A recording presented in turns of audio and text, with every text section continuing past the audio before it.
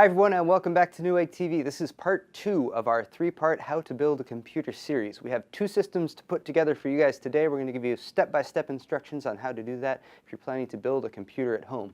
And the first step, if you're building a computer, you've got all your parts set, is to make sure you have a good workspace. Make sure you've got nice open area to work with. Make sure it is a non-conductive surface such as a laminate tabletop or a wood tabletop also works great. Make sure it's raised up and out of the reach of, say, small children or pets. And also make sure you have at least a couple hours, preferably 3 or 4, especially if you're a first-time builder, so you can make sure you get everything together before you have to call it for the day. Now, first off, is you're going to want to make sure you have some tools set aside for the job. And fortunately, for most computer builds, all you really need is a Phillips head screwdriver like the one you have here. Now, I'm going to be using a few additional tools today. I'll try to call those out as I show them to you, just so you know if there's anything else you might want to pick up. But the other things that I have here are actually some cable ties, and there's a few different versions of these. This one is a reusable one that you can cinch down and make different sizes. That's nice because you can undo it and redo it if you have to change anything. This is a standard twist tie, and twist ties work great, but make sure you get ones that are coated because you definitely don't want that metal inside touching any of your computer parts. Finally, we have some zip ties right here, and zip ties are great because you can cinch them down really tight and can get some really good wiring. Just bear in mind that if you use zip ties, you will have to cut them if you ever need to undo that bundle of cables. Apart from that, all I'm going to really use today is my razor, which I will simply be using to open up parts. So next up, let's go over all the parts for both of our builds. The reason I did 2 builds for today's video is to show you guys an example of how 2 very similarly spec'd systems can be adjusted to your needs to make sure that you can fit within your price range. And both of these builds are based around the 2nd generation Intel Core processor. This is a 2600K. It is based on the 1155 socket, and then for build B, we're actually going to be using a 2500K. Again, very similar processors. It's just 2500K is a step down. It's a little bit less expensive. We'll come back to that because that one is for build B. Let's go over the rest of our parts for build A. Along with our socket 1155 processor, we needed a socket 1155 motherboard. We're going to be going with the Asus P8 P67 Pro. For our memory, we have some Corsair Vengeance. This is 8 gigabytes of Vengeance memory, 2 sticks, so you can take advantage of dual channel memory. Our case, as you might have seen in the first video, is a Corsair Obsidian 650D. It's a really nice case. I really like that one. But it's just an example of some of the parts I've chosen that will really show some of the higher end features that you have. For our optical drive, we have a Blu-ray combo drive. This is an HP 8-speed Blu-ray reader and DVD burner. For our power supply, very important, we have a Seasonic 750 watt X series, and this is 80 plus gold certified, so it's going to be a really efficient power supply. What am I missing here? We also have our video card, of course, which is an MSI GTX 570. Very nice video card. For storage, we have a 1.5 terabyte Western Digital Caviar Black. That's a mechanical hard drive. We're going to be using that drive for the combo because we are going to set up a combo for these builds. But for today, we're also going to be installing an SSD in this build to show you how it works when you have an SSD in tandem with a mechanical hard drive. And this is a Plextor 128 gigabyte, the Plextor M2.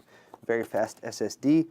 Did I forget anything? Yes, I did. I forgot our aftermarket CPU cooler. This is a Cooler Master Hyper 212 Plus. It's a very popular CPU cooler, and we're going to be using that instead of the stock heatsink fan that comes with our Intel Core i7 2600K processor. And now to go over the parts for our second build over here. Again, this is based on the Intel Core i5 2500K processor. A very similar processor. It uses the same socket as the 2600K. We're also using a motherboard that also features the P67 chipset. This time we've gone with the Gigabyte P67X UD3 B3 motherboard. That's the B3 revision of that chipset. For our memory, we have some G.Skill DDR1333 memory. This is 4 gigs right here. For our storage, we have chosen a Seagate Momentus XT hard drive. This is actually a 2.5-inch hard drive, and it's a hybrid. The reason we've gone with this is I wanted to choose something that has a little bit more pep than a standard mechanical hard drive. So we'll show you guys how that one works. Moving right along, our case right over here is a Cooler Master half 912 computer case. And our video card right here is a Gigabyte Radeon HD 6850 video card. Very nice video card there. And the last couple components here are DVD burner, standard light on, DVD burner right there. And for our power supply, we have another Seasonic. This is a Seasonic S12, which is 80 plus bronze certified. So still 80 plus certified. It is bronze instead of gold, but a little bit less expensive than our 750 watt one that we have for the other build. So for starters today, we're going to do what's called an external build. That's where you put everything together and do a test boot outside of the case. That makes sure that your components are working. Because if you install everything first and then you happen to have a defective part, it's really a bit of a pain to try to remove everything. And this way you can just save a little bit of time. So first you're going to take your motherboard out of the motherboard box. Use your motherboard box to set the motherboard on because this is a non-conductive surface, and you also want to be able to have an edge right here for installing your video card. Do not set the motherboard on the anti-static bag that the motherboard comes in because the outside of this bag is conductive and you don't want to use that. Once you got the motherboard set up like this, you can go ahead and install the core components, your CPU and your memory, also your video card. Then we're going to plug in the power to this and we're going to do a little test boot and make sure that it gets up and running. For starters, we're going to be installing our CPU and the stock heatsink fan that it came with. Now, before you pull this out of the protective plastic casing, and actually before you pull your motherboard out of the box, you need to make sure of one really important safety technique. That is static electricity. If you live in an area, especially an area that's very dry, if you frequently get shocked when you touch a door handle or that sort of thing, make sure you invest in an electrostatic wristband. It has a little piece of metal, you attach it to a large metal object, such as your computer case. Will make sure that you have any static electricity discharged. For today, we're going to be using a old school home builder's method, which is to frequently reach over here and touch the exposed metal of our computer case. That'll make sure that any static built up on me is discharged to the case and not to our sensitive computer parts. But for starters, we need to mount the CPU in our LGA socket right there. So we're going to reach down here and disengage this tension arm right there. That will pop up this protective plate. This is a protective piece of plastic that keeps these pins nice and safe in there. And once we have that plastic off, be very careful you don't drop anything onto the pins because you really don't want to bend those. Next, we can take the CPU itself and get it out of this little plastic casing. CPU is delicate, but really mostly delicate on the bottom. So when you're gripping it, make sure you don't touch those gold contacts there on the bottom of the CPU. But you will notice that at either side of the CPU, here and here, there are two little notches. You want to line those two notches up with the two notches on the motherboard in the socket. There's one on either side. Next thing is to hold the CPU nice and level over the socket and drop it down. You don't want to drop one side down and then the other. You don't want to put any pressure on top of the CPU. It drops down and then it's good to go. This is called zero insertion force because you don't need to push down on that CPU. You lower the tension arm. The plate will hold that in place. Make sure it's hooked on there. This is an LGA 1155 socket, once again, just to remind you folks.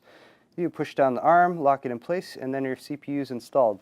It's also best to try not to touch the top of the CPU just because oil from your skin can get onto there. Next up, we want to install our heatsink fan, and that's the device that makes sure the CPU stays nice and cool. This is the stock one that comes with the processor. You'll notice on the bottom here these gray strips. This is called thermal paste. It's basically material that helps conduct heat from the CPU to the heatsink fan, so it can be exhausted right there and make sure it keeps your CPU cool. For our purposes, since we're using the stock one, it's pre-applied. But be sure if you're using an aftermarket heatsink fan, and we'll show you that in a few seconds with our other build, that you are using thermal paste because it's not always pre-applied. It just sort of depends on the heatsink fan that you're using. Now this is the power for the fan. Make sure that keeps spinning. And before you install this, make sure you check where your CPU fan header is. Usually it's labeled on the board. If you guys can see that, but right here it says CPU fan, and that's a 4-pin header that makes sure that it can control the RPMs of the CPU fan when it's spinning. Again, this is a typical Intel stock heatsink fan, so it's not too difficult to install. You want to line up these 4 dip switches over there, over the 4 holes on the motherboard. Make sure they're sort of sitting in there. And since we're doing an external build, this is a little bit more difficult because we have to lift up the side of the board. But you want to make sure that you push down the 2 opposite each other and then the 2 opposite each other right there. They'll require a little bit of pressure and they will click into place. 1, 2, 3, and 4. Gives a little click once it's installed, and then your CPU heatsink fan is nice and secured down. If you need to pick up the board after this, you can use this, but make sure you support the board otherwise. You'll notice also when I was pushing down, you could see a little bit of torque on the board there itself, and that's about the most that you ever want to put on it. In fact, since this is a tutorial, that's a good example of about the most that you want to have on there, because any more than that, you really could risk damaging the board. We plug in, I should say, our CPU's fan header into the motherboard, and now the CPU is installed. Next up is our system memory. We have 2 sticks to install. Remember, this is dual channel, which means that we want to install 2 sticks to take advantage of that. Now, when you're installing your memory for the first time, you really want to pop open your trusty motherboard manual. You'll be referring to this a few times throughout your build, because the slots that you install this memory to do matter. And basically, you just want to take a look in here. It will give you the numbered slots. Usually they'll be laid out on the board, and it tells you if you're using 2 modules, you want to install in slot 1 and slot 2. Slot 1 and slot 2 are the 2 white slots that we have there. To install memory, and this is one of the simplest things to install, you'll notice that there is a little notch. It's off center, so you can't install it the wrong way. Just make sure that you've got that lined up properly. You want to push back the 2 little securing brackets, drop the memory in, push down firmly. It will snap into place, and the 2 little brackets will lock in. Do the same thing with our second stick of memory, just like this. And we are good to go. Make sure that's seated all the way down there. Memory is installed. All right, just a couple more things to plug in, and then we can do our first test boot. This is our video card. It slots into the PCI Express slot right there. There's only one way to install it, and you'll notice that these 2 brackets will hang over the side. Now, usually when you have this installed in your case, and all you really have to do is give it some firm pressure down like that, this bracket will be held up by the side of the case, and it bolts down right there. When you're doing your test build, be pretty careful, because this is going to be a little bit loose. You just want to make sure you don't put any pressure on that, because you can damage the socket itself. But that's installed. All we really have left to do now is to unbox our Seasonic power supply here, so we can plug in the power connectors to the motherboard and the video card, and then we can do a test boot. Now, we have 3 power connectors total that we're going to need to plug in from the power supply just to do our test boot here. This is the supplemental CPU power connector. This is our 24-pin main motherboard power connector, which plugs in right there. And then finally, we're going to need to use 1 PCI Express connector, and that's just to power our video card. So route these cables over. Again, this is just temporary, so you just want to make sure you get them in place. That one slots in right there. If you're not sure which way to plug it in, there's a little latch on one side. You can line that up with the latch on the motherboard socket, and that will give you a good idea of how these plug in. There's our supplemental CPU power. And then finally, we need to fish out one of our PCI Express power connectors to plug into our video card. Now, I have not plugged in the power to the power supply yet, and I'm going to discharge myself one more time. So last but not least, I'm going to plug in the power for the power supply. I'm going to plug in a HDMI cable from our video card, and then I'm going to short 2 pins on the motherboard to do a test boot, and I will show you what those are in just a moment. So our CPU and heatsink fan are installed, the memory is installed, our video card is plugged in. We have the main CPU power and the supplemental CPU power plugged in, and our PCI Express power plugged in to the video card right here. All we need to do is turn this on, and how do you do that when there's no case that it's plugged into so you can push a power button? Well, some motherboards have a surface-mounted power switch, and that's very handy to have. This one, unfortunately, does not. I'm going to do one thing real quick, and that's plug in this speaker to the speaker headers so that we can actually hear our post beep. And the next thing we're going to look for is the power switch. There's just 2 pins that come out of this front panel connector here. Unfortunately, they are labeled on this little chart right here, so the PW right there is power. If you're not sure which they are, reference your motherboard manual. It will have that information in there. I'm going to take a screwdriver, and for just a second, I'm going to short these 2 pins, just like that. And our our sort of pseudo computer here is going to boot up. We're hopefully going to hear a beep from this little speaker right here. Hey, perfect timing. That's a post beep, a single beep. It's the most glorious sound in the world when you're building a computer because it means your motherboard has gone through power on, self-test, everything's good to go. You'll have a quick splash screen here and then you'll see a disk boot failure because we don't have any operating system, hard drive with an operating system installed. But we're good to go. Next thing we can do is actually start installing this hardware into the computer.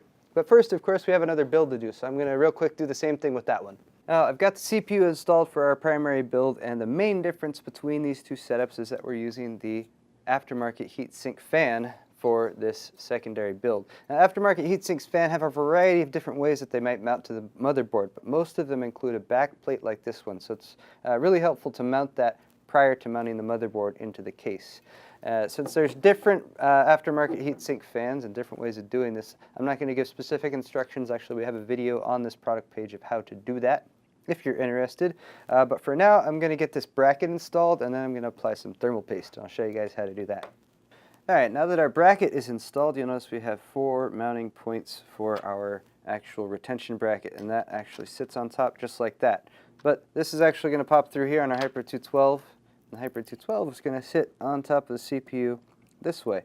Now when we install this, we want to make sure that we're doing it permanently, or we're planning to do it permanently. So take a bit of time to figure out how this is going to be oriented in your case itself. Now usually this is the back of the CPU on this side, or back of the computer case on this side, and the top of the computer case up here. So popular configurations are to have the air pulling from this side through to the back, or sometimes rotated this way, so it pulls air up and out of the top of the case. Again, this is based on your preference. If you are not sure, most heatsink fans or fans themselves will have a little indicator there indicating which way the fan rotates and which way the airflow goes. With the Hyper 212, you also have the option of removing this fan, moving it to the other side, for instance, if it were to conflict with your memory slots, or if you just wanted to do a different configuration. I'm going to mount it just like this, so it's going to be pulling air from this side of the case and exhausting it through the back. And it's going to line up just about like that. So we should be set up so I can plug in my CPU fan to the CPU fan header right over there. And the next thing I'm going to do is apply the thermal paste. Now this is a very important procedure, and there's lots of different schools of thought on how this should be done. What I'm going to be doing is the spreading method, and feel free to disagree with me if you want in the comments, folks, but this is a heat pipe design that actually has contact heat pipes there, and there's some ridges in there, so I want to make sure it fills in all of those little gaps to get the best heat conductivity possible. So what I'm going to do is use my thermal paste here to inject about somewhere between a grain of rice and a pea-sized blob of thermal paste there. That's all you need. Do not overdo the thermal paste. And then I'm going to use the old school baggy technique, finger in the bag just like that, to spread this around nice and even as best as I can. Try to get it smooth if possible. You want to avoid air bubbles at any cost, but generally speaking, once you get that heatsink fan installed on there, it will spread this thermal paste out, fill in all the gaps, and make sure you have good thermal conductivity across the entire surface of this CPU's heat spreader. Alright, that's looking good to me. Next I'm going to collapse this down so I can install it here. Spread it back out. It's pretty simple to install. Actually, you know what? I'm forgetting an important part of this. When mounting this, you actually do need to remove this fan. Can't forget that. Okay. That feeds right through there, and it spreads out. There's a little poker guy on there that will make sure that it doesn't rotate around too much. You want to set it down flat and even. Try not to put too much pressure on any particular angle of the CPU. The idea here is that if you're putting any pressure on that CPU heat spreader, you want it to be straight up and down. You don't want to angle it at all. So now that this is all lined up, we're just going to tighten down these screws. I'm going to do opposite corners first, and then I'm going to just tighten each one a little bit at a time, and then until they're nice, tight down, and the heatsink fan is mounted securely. And that's the last of it. Remember, the idea here is snug but not too tight, because in case you ever want to remove this, you don't want to be backing out and actually unscrewing the bolts on the back plate there. Alright guys, after the CPU heatsink fan was installed, I've mounted the fan, plugged that into the CPU header on the motherboard. I've also plugged in our MSI Twin Frozr 2 GTX 570 and our 2 sticks of Corsair DDR3 memory. Just a couple power plugs to plug in here. I'm really happy with this power supply so far since it is fully modular. You only need to plug in the plugs that you need, assuming of course that I can find, okay. PCI Express, there's that one. So I have simply mounted on our motherboard connector here, our supplemental CPU power for the motherboard, which is right here. Oh wow, this has a breakaway.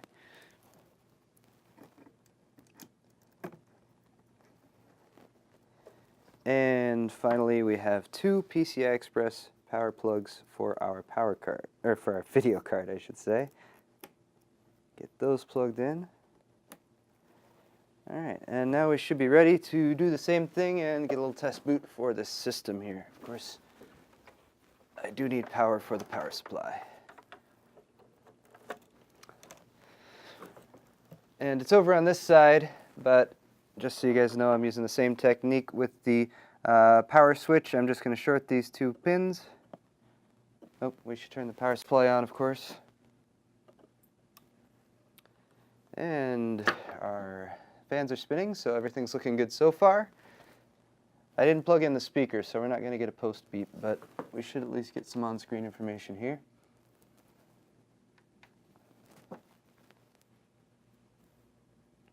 And there we have our Asus motherboard splash screen is on the monitor here. It's going to once again give us that same message that we don't have a boot drive plugged in, but all of our core components are working for both systems. So time to move on to the actual build inside our computer case. Alright guys, we're ready to start installing into the case. So what I've done with our test build right over here is I've removed the video card.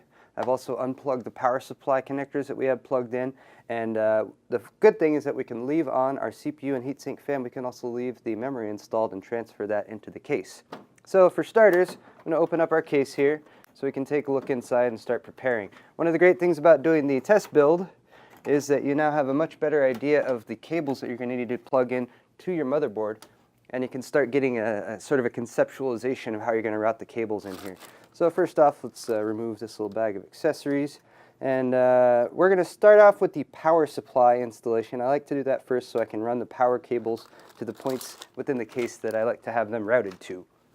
So here's our power supply. We're going to mount it right down here at the bottom of the case. You'll notice this power supply has an intake fan on the bottom, and there might be some question, do you point that intake fan down or do you point that intake fan up? But for the case with our Corsair case that we have here, we actually have an intake grill at the bottom as well as a dust filter. So really nice to have that there, so we can be confident that we can point this down and we'll still be able to get plenty of air in there to the power supply, and we'll also be able to pull that dust filter out to clean it every so often. This case also has a bracket right down here at the bottom. We're going to unscrew that to adjust it over and keep this power supply nice and tight in there. And then finally, at the back, we have 4 mounting screws that we're going to bolt in here. Alright, next up what I'm going to be doing is mounting my storage drives, the storage drive here and the SSD into the hard drive cages. And I'm also going to be mounting the optical drive into there, so I can show you guys how that works. For a 5 1/4 inch drive like this one here, different cases have different methods of doing this, but typically you'll have a panel at the front of the case right up here that you need to remove in order to mount that 5 1/4 inch drive to the bay.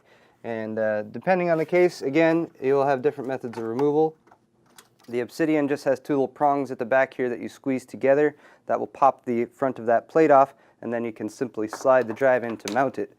So this is actually quite simple for the Obsidian.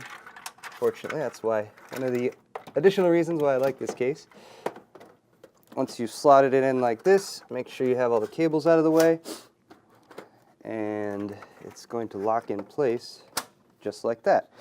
This is an automatic locking release system here. All you got to do is push on that, it will pop out the little pins, and you can unmount the drive if you ever need to do that. Now if you're mounting a 5¼ inch drive here and you don't have an automatic locking system, you're going to need to take at least 2 bolts on either side, bolt it in here, and then also flip around to the opposite side of your case and put 2 bolts in there. A lot of times people for optical drives, since they do spin up, like to do that anyway, but for our purposes here, we're just going to go with the automatic latching system. Next up is going to be our 2 drives. We have our solid state drive and our hard drive, 3½ inch and 2½ inch. Both of these are going to fit in these removable hard drive trays. So starting with our 3½ inch drive, the installation here is pretty simple. We just snap on one end and the other end snaps around just like that. Make sure those little pinholes are in the side of the drive and it's mounted in the bracket. Then we can just drop it in like so. Now, depending on what case you're using, you always want to think ahead a little bit and make sure that you've accounted for your serial ATA data and power connectors, because after you've mounted these drives in there, you are going to need to plug these in. For our Corsair case that we have here, I know that I can remove the other side of the case and I'm going to have a nice clear access to that. But if you don't have that capability, you might want to consider routing those cables beforehand to make sure that you don't have drives mounted into the case without the ability to plug the cables in. And our SSD is mounted to the bracket, and just like the 3.5 inch drive, it drops down and snaps into place. I am now just about ready to drop in the motherboard, processor, and memory, but one last bit of forethought here. We have a bunch of cables that are coming from the case, and these all, for the most part, need to be routed and plugged into the motherboard. Now, a lot of these, such as this little connector, these connectors here are front panel connectors. They enable the front panel items on the case, such as the power and reset button, as well as the little lights that turn on and that sort of thing. So these we're going to need to route down to the bottom of the motherboard where they plug in. We might also have a few other items. For instance, this case has a serial ATA dock right up here on the top. So we're going to need to plug in a power plug to that. We're also going to need to plug in a data cable to that, which is right here, so we want to consider that. Finally, we might have some additional items on the front like USB ports. We might also have a front panel audio header. So this is, for instance, the HD audio header. That's going to route around to where the high definition audio plug on the motherboard is. And then finally we have these. These are USB 3.0 pass-throughs. For about the last year or so, there was not a standard plug on the motherboard to plug in front panel USB headers, such as this one right here, which is the standard plug for a USB 2.0 header. Now, what these are made to do is actually pass through the back of the case, come out, and then plug into those ports on the back of the motherboard. If you're lucky, you might be able to get your hands on something like this, which is an adapter. You can plug that in, plug that in just like that. That converts it to your USB 3.0 front panel header. You can plug that right into your motherboard. If you don't have one of those, you will want to make sure that you're able to route these cables back through the back of the case and then be able to plug them in. So for now, I'm going to set all these aside and I'm going to go ahead with the motherboard mounting. Now the motherboard mounting is a bit of a delicate procedure, but the one thing that you want to make very, very sure of is all of these little points on the motherboard itself. These are called motherboard standoffs. You're going to want to pay very close attention to where these motherboard standoffs are. These are tiny brass screws. They bolt into the tray on one end, and then this other end will have a bolt area where you can bolt through the motherboard to secure it to the case. Not only does it secure the motherboard to the case, but it also grounds the motherboard. But you only want the motherboard to be grounded right at these mounting points on the motherboard itself. So first you want to take a look at the motherboard, find out where all of your mounting points are, and make sure that the standoffs you have mounted in the case match up with all of those. If you have to, it's okay to make a paper diagram to find out exactly where all those are, because the worst case scenario is to have a standoff poking up somewhere on the board that is not a point where the mounting point is. That will short the board, that will cause some major damage, and that is one of the most common mistakes made by new PC builders. The other thing to make sure of before you drop the motherboard in is that you have your input-output shield installed on the back of the case. This is a little shield that lines up with all the plugs on the back side of the motherboard, and simply you just have to make sure that you have it set up the right way. The audio is usually at the bottom, and you connect it here to the back and you pop it into place. Sometimes it takes a little bit of pressure, but these things are difficult to damage too bad, so just apply pressure to all 4 corners until it snaps into place, and then you can drop in your motherboard. So here's our motherboard, and we have 1, 2, 3, 4, 5, 6, 7, 8, 9 mounting points for the motherboard. Fortunately, our case is actually already set up for standard ATX mounting points. 1, 2, 3, 4, 5, 6, 7, 8, 9. Our input-output shield is installed, so we're going to drop this into place. We line it up like so. Make sure those input-outputs on the back are set up, and we might need to give it a little bit of push towards the back panel, and it drops into place. Our bolts are lined up. We're going to start with some opposite corners here. Again, the rule of thumb when mounting the motherboard is you want these bolts to be snug, but not too tight. Those standoffs on the motherboard can be unbolted themselves, and if you tighten these down really tight, wait, I should do what I said I was going to do. If you tighten these down too tight, then when you try to back them out, you might back the standoff out as well, and you want to try to avoid that if possible. All right, so there's one in the corner. We'll switch over to the top corner up here, and then we'll proceed with the rest of them. One last thing to mention, we're going to be able to route a lot of our cables behind the motherboard tray here. Now, if you don't have that capability with the case that you've chosen, you might want to take some extra time to consider this motherboard plug, which is right up here, if you remember, the supplemental CPU power. That can be one of the tougher ones to get to, especially if your power supply is mounted at the bottom. So you can actually route that cable behind the motherboard in some situations, but just a little bit of extra forethought to consider there. Now, believe it or not, guys, at this point we actually have 7 of 8 of those vital PC components installed. The CPU, memory, and motherboard, 1, 2, 3, power supply 4, the case 5, our storage drive 6, and our optical drive 7. The only thing that's left is our video card right here, and we're actually going to wait till last to install this because it can make it a little bit more difficult to reach some of these important ports like our SATA ports there, as well as our front panel connectors down there at the bottom. So this section is all going to be about cable management and routing. What we want to do is see what we need to plug in, where we need to plug it in, count out those cables from the power supply going over to the things that need power, and also the items up here that need to have data connections running down to the motherboard. So for starters, I'm going to connect all of my case cables, and I've done hopefully a decent job of separating them all out here. Now, the first thing that you will definitely need to do on this section of the build is remove the other side panel of your case, because you're going to need to get to the back of it as well as the front of it, and we'll flip this around a few times to show you what's what. Now, fans are somewhat unique when you're plugging them in for a case. You have two options. You can run power from the power supply directly and plug the fans in which case the fans will just be on and stay on.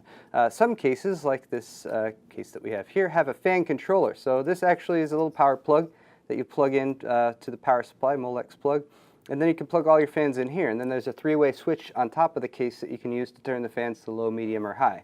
The final option for plugging in fans is to plug them directly into the motherboard. And a lot of motherboards have little 3-pin headers like this one.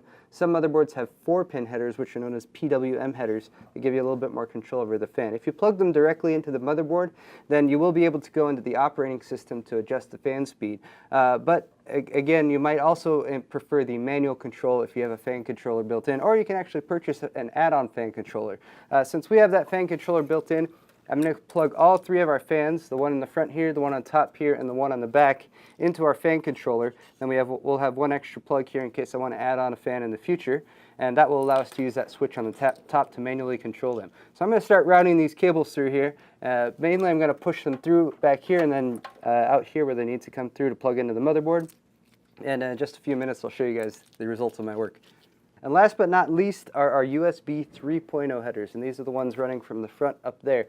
We can plug these into the 2 USB 3.0 plugs on the back of our motherboard. So I've routed those along the top of the case, out this little hole in the back, and I can actually plug these in already right here. So now that will enable our 2 USB 3.0 ports on the front of the case. So I've routed all 3 case fan plugs down to this point here. Plugged in 1, plugged in 2. And number 3. I'm going to tuck all these back away and tie them down behind the motherboard tray. So I'm passing these cables through this gap right up here behind the motherboard tray and feeding them out right through this grommet down here, right next to their motherboard plugs. Now, if you notice these motherboard headers, usually they are labeled, but this is a point where you definitely want to keep your motherboard manual handy. For instance, it is a very bad idea to plug a USB header into a FireWire port. Most of these are keyed, so you'll notice there's one little plug there that is missing a pin, so you can only plug them in one way. But there, now our USB 2.0 front panel is connected. This is our HD audio connector, which feeds right over to this HD audio plug over here. Again, this is keyed. It's got one missing pin, but it's a different pin than the USB connector, so you can only plug that in one way. Now our front panel mic and headphones are connected. And finally we have our power switch, reset switch, and front panel lights. And this typically is the most annoying part of the computer to plug in. You'll notice these are all individual little pins, and they all have to plug into these pins right there. ASUS, for their motherboard, has a unique little feature. This is called a Q connector. Just makes it a little bit easier. You can plug all of these into this little block, and then you plug this little block into the motherboard port, assuming you have it lined up, of course. And that just makes it a lot easier to plug and unplug all these individual little strands.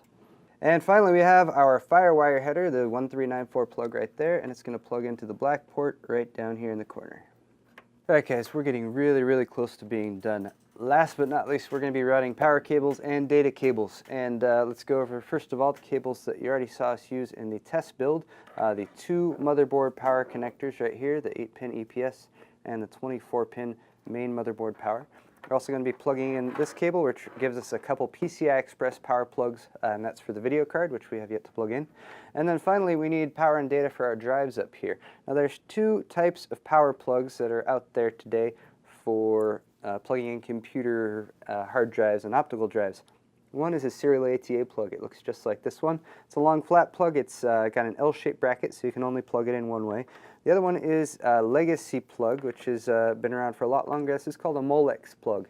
It's 4-pin, and it plugs in pretty simply, just like this one. It sort of has a couple rounded corners again, so you can only plug it in one way.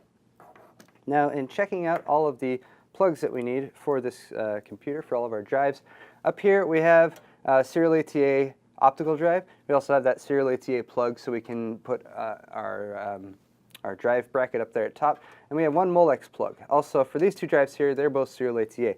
So, since this is a modular power supply, we can choose the cables we need. And we have a couple cables here that have 3 serial ATA plugs on them each. Now, we do have this one pesky Molex plug. So what we would need to do is plug in one of these little adapters to the power supply that gives us a Molex plug. But since I work at Newegg, I was able to go over and requisition one of these. This is just a simple serial ATA to legacy Molex adapter. That's going to allow me to use the 3-plug cable, use one of the adapters on there for my 3 plugs at the top. Second cable here is going to go to our 2 drives here, and then we're going to have 1 extra plug there. Finally, we have our data cables. These are serial ATA revision 2 cables, and we're going to route these up to our optical drive up at the top. I'm going to use the second one to plug in our mechanical hard drive. And then we have 2 serial ATA revision 3 cables, which are nicely labeled in white. With these plugs, what I'm going to do is route one over to our SSD. The second I'm going to plug in and route over there, but I'm just going to leave it there in case I ever want to add a drive in the future. I want to have the most speed possible.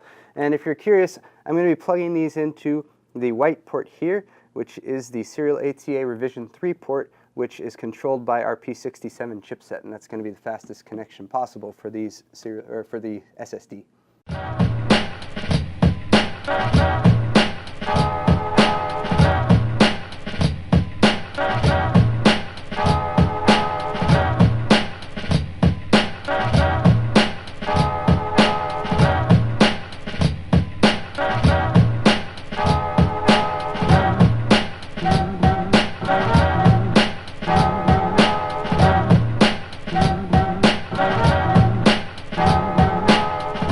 And last but certainly not least is our video card, and I'm going to be installing this into the uppermost PCI Express slot. The connector is right here. Once it's mounted in, it just slots into place, and then you're going to want to secure it on the bracket here with the 2 thumb screws, or you might have actual Phillips head screws, depending. So we're going to take the uppermost PCI Express slot and come back here to these 2 PCI Express protection panels on the back. We're going to remove 2 of these because it is a 2-slot card. Sometimes these are tightened down pretty tight. No worries, we have a screwdriver.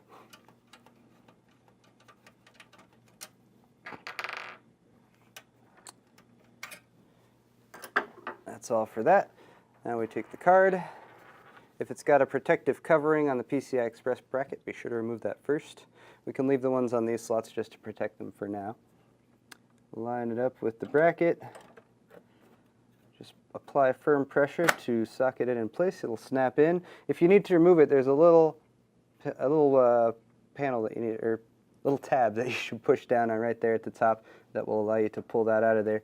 And now that it's in place, we just want to mount these two thumb screws. I'm just going to put one in for now to hold it in place. And then we have two PCI Express power connectors here that we need. I've routed these through from our power supply. We'll just bend them around like that and plug them in. And now everything from this computer is plugged in. We could boot it up if we wanted it to. Real quick, let me just flip this around because you might notice this, this whole front area here looks pretty nice and clean.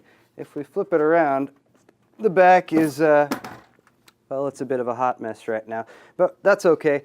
We have a decent amount of space here once we get the panel back on, but for now what I'm going to do is tie these down wherever possible. I'll use some zip ties, use some twist ties to get these compressed as much as we can, and from there we can put the side panels back on and then we can do a test boot.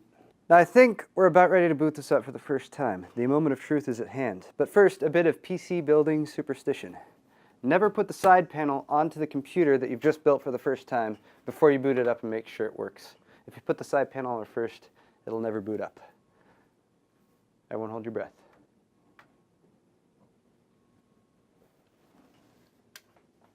Okay, now everyone hold your breath.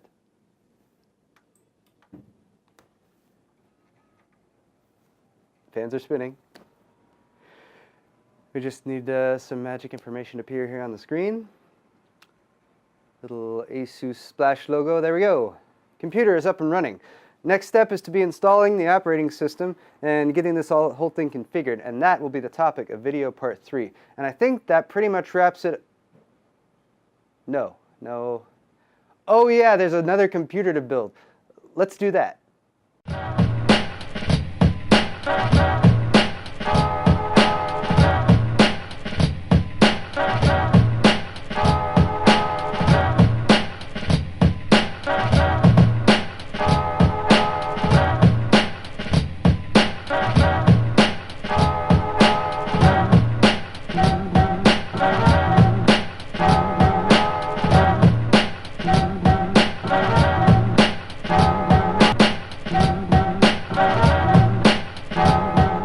Well folks, that is going to wrap it up for today's video, and my hat is off to those of you who have stuck it out and watched the entire thing. We're definitely trying to be detailed and thorough, not short and concise.